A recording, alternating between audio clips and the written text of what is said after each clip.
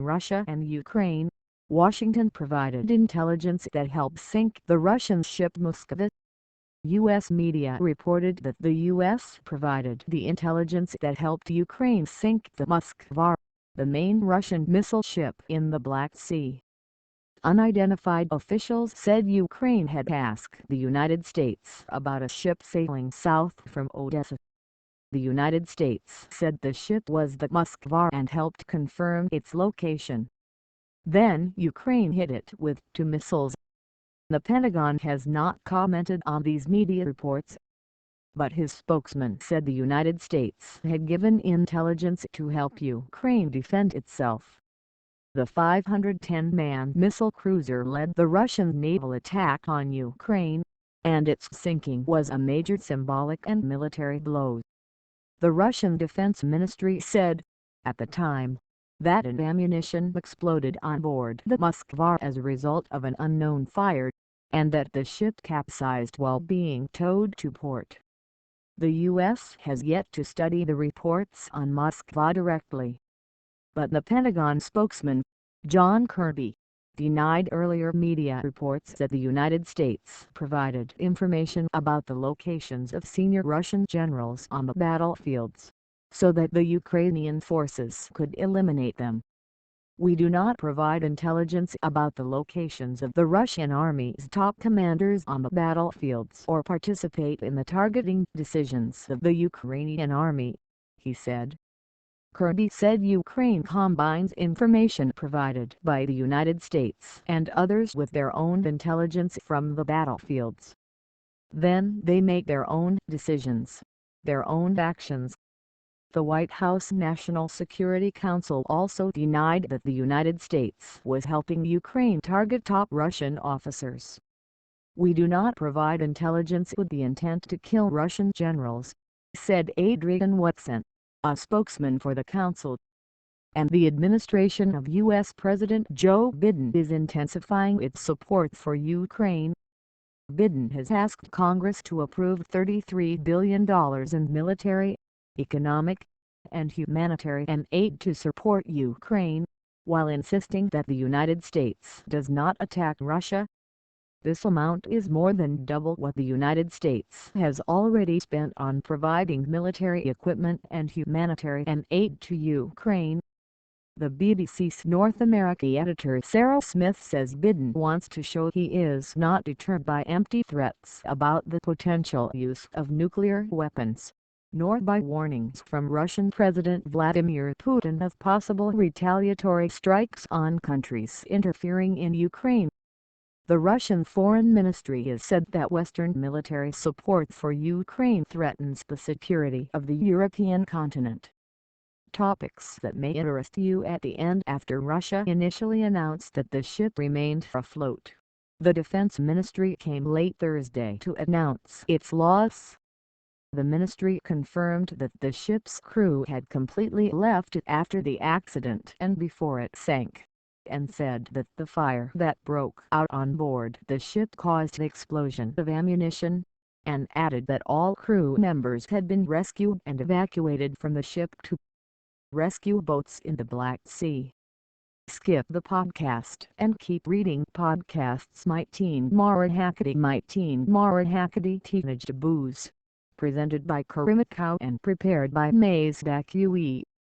Episodes podcast. And the ship, which weighs 12,490 tons, is the largest Russian warship to have sunk during its mission since World War II.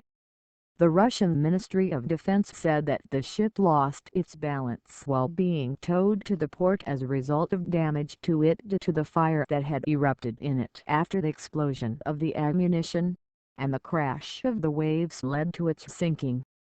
In the end, Ukrainian military officials said they hit the Russian ship Moskva with Ukrainian-made Neptune missiles, the weapon designed after Russia's annexation of Crimea in 2014, and after the growing naval threat to Ukraine in the Black Sea. The United States described the sinking of the ship as a major blow, but U.S. officials could not confirm that the ship sank as a result of being hit by Ukrainian Neptune missiles. U.S. Defense Department spokesman John Kirby told CNN that the possibility that the ship was hit by a Neptune missile was plausible. And if the Ukrainian attack is confirmed, the Moskva will be the largest warship sunk by an enemy since World War II. The Moskva is the second major ship Russia has lost since its invasion began. In March, the Saratov landing ship was destroyed by a Ukrainian attack in Berdyansk, the Ukrainian port in the Sea of Azov that Russia had seized. Moskva entered service in the early 1980s. The ship was placed near the city of Mykolaiv in southern Ukraine, which has been heavily bombed by Russia in recent days. Moscow previously deployed the guided missile cruiser in the Syrian conflict, providing Russian forces in the country with naval protection. According to reports, it had 16 Vulcan anti-ship missiles and an array of anti-submarine weapons and mine torpedoes. The Moskva gained notoriety earlier in the conflict, when its crew called on Ukrainian border guards stationed on an island in the Black Sea to surrender, but the Ukrainians responded with the message to go to help. Impact on operations: it's more psychological than physical damage, Mykola Beliskov of Ukraine's National Institute for Strategic Studies told the BBC. It won't remove the Russian blockade of Ukraine, but it is a powerful symbol that we can efficiently use sophisticated weapons. But Beliskov, an advisor to the Ukrainian government on issues of military strategy, predicted that Russian naval vessels would be forced to move away from Ukrainian shores where they no longer feel safe. Moskva did not launch missiles at Ukrainian targets, but military experts told the BBC that it provided support for naval vessels that launched missiles in turn. Russian naval vessels in the Black Sea will now be more vulnerable and an easier target for airstrikes, but it is not clear if Ukraine's position will allow it to take advantage of this opportunity. The Moskva was the only fleet in the fleet equipped with long-range air defenses, said Siddharth Kaushal, the naval expert at the Royal United Services Institute. Moskva's war record: Moscow sent Moskva to Syria, where it secured naval protection for Russian forces operating there. This is the second large naval vessel Russia has lost since the invasion. Admiral Lord West said the loss of Moskva was not only a major military blow but an embarrassment to Moscow as well. Ukrainian frustration: Meanwhile, Ukrainian President Volodymyr Zelensky accused European countries that continue to buy Russian oil of making money with the blood of others. In an interview with the BBC, Zelensky singled out Germany and Hungary, accusing the two countries of blocking efforts to block energy sales from which Russia is expected to generate up to $326 billion this year. There is frustration among the Ukrainian leadership towards Berlin, which has backed some sanctions against Russia, but has so far resisted calls to support tougher measures on oil sales. Some of our friends and partners are realizing that it's a different time now. It's no longer about money and business. It's an issue of survival, Zelensky told the BBC from his operating room in Kyiv on Thursday. The president also repeated his calls for more weapons to Ukraine, saying they were not getting the supplies fast enough to fend off the Russian attack. The United States, the United Kingdom, some European countries, they are trying to help and helping. But we still need it sooner and faster. The key word is now, he said. Protracted struggle: Russian forces have withdrawn in recent weeks from areas around the Ukrainian capital, Kyiv, and from other parts of the center and north of the country, apparently renouncing the attempt to seize all of Ukraine by force.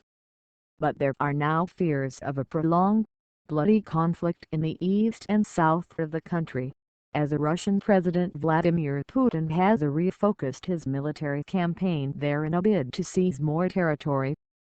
The southern port city of Mariupol, a strategic target for President Putin, has been devastated by weeks of Russian artillery bombardment.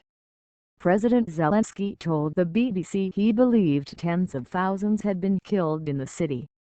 "We also have information about the disappearance of tens of thousands of dead people. We know that their documents have been replaced, they were given Russian passports and taken deep into Russia, some to camps and some to other cities. No one knows what happens to these people. No one knows the number of dead." Zelensky said the atrocities apparently committed by Russian forces in Mariupol, and in the Kyiv suburbs of Bucha and Borodinka, further narrow the possibility of peace talks with the Russians. Hundreds of dead people have been found in Bucha since it was retaken by Ukrainian forces a little over a week ago, including civilians found with bullets to the head and hands tied behind their back, as well as widespread reports of sexual violence. Bucha is in the process of closing the prospects for peace talks, President Zelensky said. "It's not about me, it's about Russia. They won't have many opportunities to talk to us." He said he experienced the whole spectrum of feelings when he visited Bucha last week, but ended that day with only hatred towards the Russian army. He accused President Putin and the rest of the Russian military from top to bottom of being war criminals. Zelensky defended his leadership in the run-up to the Russian invasion that began in February, when his government urged the Ukrainian people to remain calm. He said the government was working to agree deals on arms and supplies, as well as focusing on avoiding panic that could destabilize the Ukrainian economy. "This is what Russia wanted, not just Russia, but we didn't let that happen. But we didn't expect a full-scale invasion when it happened," he said. Ukraine now faces a renewed offensive in the east and south as Russia tries to carve out more territory, following the 2014 annexation of Crimea. Moskova, the crew of the Russian cruiser, appears for the first time since it sank. The Russian Ministry of Defense published pictures that it said were of the crew of the warship Moskova, and this is the first time that sailors have seen the ship since it sank. A large group of sailors was seen in a military parade in the port of the city of Sevastopol in the Crimea, during their meeting with the Commander-in-Chief of the Russian Navy, Admiral Nikolai Yevmenov. The ministry announced Thursday evening that the Moskva sank in stormy waves after a fire caused by an explosion of ammunition. Ukraine claimed that it sank the ship with 2 Neptune missiles. In an interview that appeared at the end of the video, Yevmenov said that the officers and crew are currently residing at their base in Sevastopol and will continue their service in the Navy. Russia did not report any injuries in the fire or the drowning.